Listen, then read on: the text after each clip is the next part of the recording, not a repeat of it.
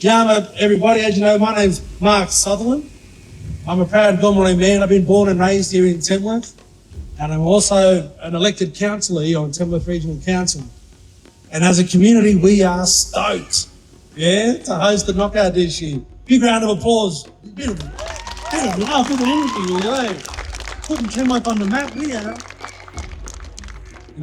Driven by the strength of our elders, that have stood up and created some amazing legacy pieces that still exist today.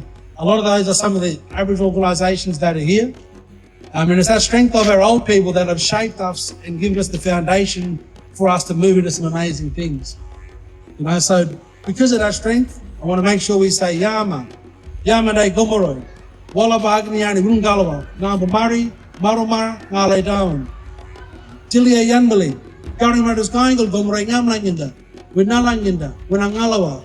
And that's the language spoken by us. Our families, our community, pushing all the way out to the Walgett mob out there in the northwest, making sure we pay respects to our elders. A lot of them are here today. My name's Rachel Phillips. I'm the Director of Birrali Multifunctional Aboriginal Children's Service, Aboriginal Corporation here on Gomeroi Country, Tamworth.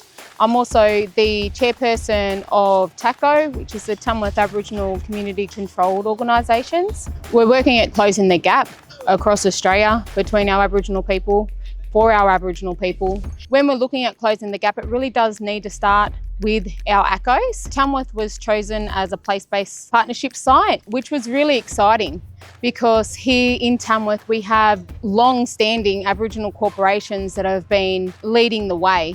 And some of us are over 50 years old, some of us are maybe new, but together we really are leading in our own industries. So TACCO is a chance for each of our Aboriginal organisations here in Tamworth to work together instead of working in silos. We have been having children on waiting lists for up to 2.5 to 3 years for OT. That isn't acceptable. We have children that are then going into formal education in kindergarten without early intervention, with identified needs that are just being ignored. So working with T.A.C.C.O, we've been able to develop a program and get support where it's needed. So our children now, we're moving those wait lists anywhere down to 6 months. So going from 2.5 years to 6 months is a big difference. Yeah, but definitely through the local TACCO stuff, is it good to see when we catch up all the organisations in the room having those conversations around, where we need to go to, and where have we been, and what have been the barriers back there, and particularly only Kathy and the team. They really it lets us go forward. We know about that. Let's go forward. I actually explain this to be better than the hospital because we're all here together. Mm-hmm. You go to the hospital, it's hard to navigate, as we all know. Wait times, yeah. And we'll always get the hospital pushing people back to us. Go to TAMS, which is good and bad. But we certainly don't have the amount of staff that they have. But people feel safe coming here, and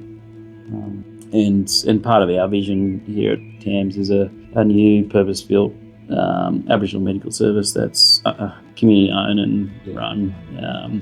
So we're paying a massive amount for the lease of this place, which we want to just take that money out of some private guy's hand and reinvest it back in community. That's what we want to do as an organisation. But TAMS has been a member of TACCO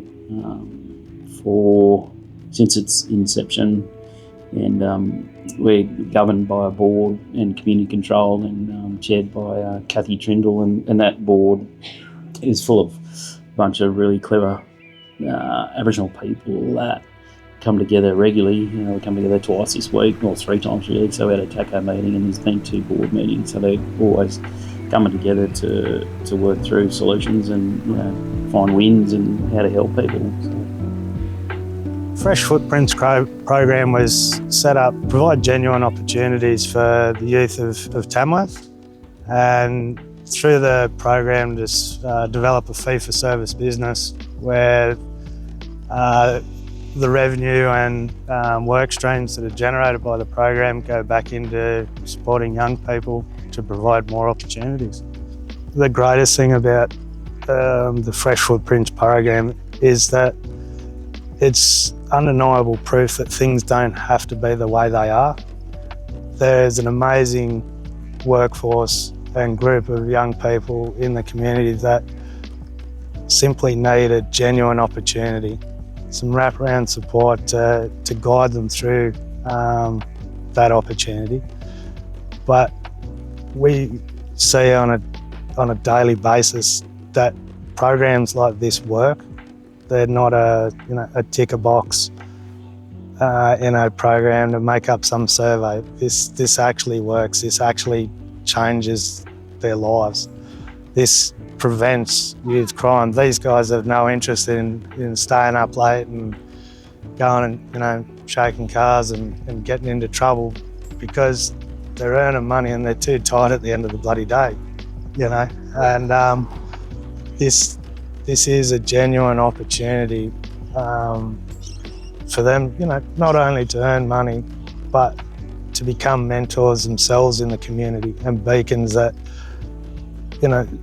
prove that you can change. And we've started seeing small amounts of that already, where the younger generation in the community are asking about the program. How do I get involved with that?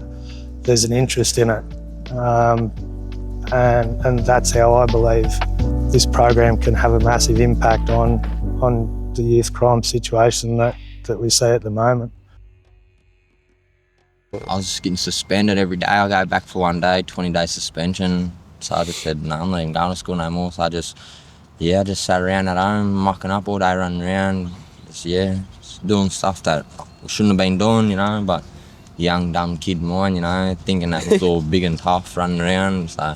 I didn't have anything when I got out, like, boys, like, Brad and that, helped me out with, like, my girls and all that, like, juvenile justice, like, my Medicare card and everything and all that, like, all that stuff. Get on your own pay. Getting on my own pay and that. Yeah, that's good too, when you actually do hard days of work, like hard weeks of work, and you just wake up that Monday morning, you look in your bank account and you just got that money sitting there. It makes you feel proud, because like you didn't thieve that money, you worked hard for it. Yeah. With the ACG, what has happened in the past is that they would engage with an elder, say, someone, a knowledge holder, to come in and to go into schools and teach cultural programs, teach language programs. There has been a shift in the last maybe year or so. So now they're really running programs to train up the next generation of educators. So a lot of young people.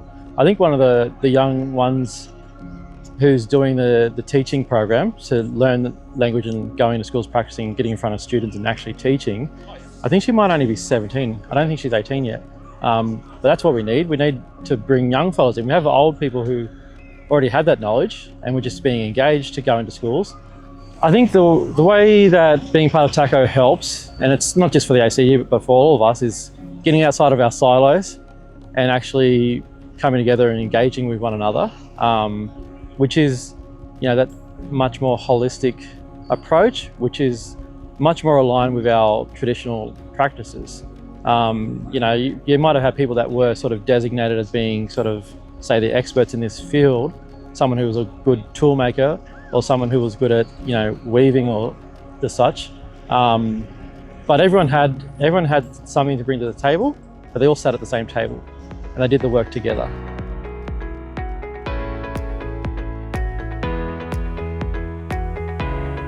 So I'm the CEO of Barandali in Tamworth and Armidale Aboriginal Children's Service. So we're here today in partnership with Black Money to run a healthy choices coaching clinic for our children. There's a lot of children in care here today. We have an office across Taree, Tamworth and Kempsey, and we've got children and staff that have travelled from all of those locations to come and be a part of this, and it's an opportunity for our children that don't necessarily always get these types of opportunities to join with some of the elite NRL players here, rub shoulders with them, and be a little bit inspired to make some healthy choices and decisions in their lives and follow their dreams. And it's an honour to be a part of this today. Barandalla has been in Tamworth now for over 12 years, and to be able to sit on TACCO with all the other members, Rachel, Damien, they're amazing. And to have specialties in each field and to come together and leave the personal stuff to the side, to focus on areas that are critical to each individual, but also strategically make decisions where it's not no personal gain there, it's community driven, it's what is in the best interest of community. It's modelling a really good way to work together for the best outcomes for community. With the different organisations on TACCO, you get a lot more insight into service delivery, the specialties in each service, and where that is all being delivered to community. So you're more informed when working in partnership and collaboration, and when new programs and new money and funding is coming in, we can ensure it's not a duplication of service, but rather it fits a need that is there and a gap. And TACCO helps to identify those gaps within community across all of the special, whether it be health, whether it be childcare, whether it be out-of-home care, early intervention, TEI services that Barandalla do, or, it's about identifying gaps and filling needs for community.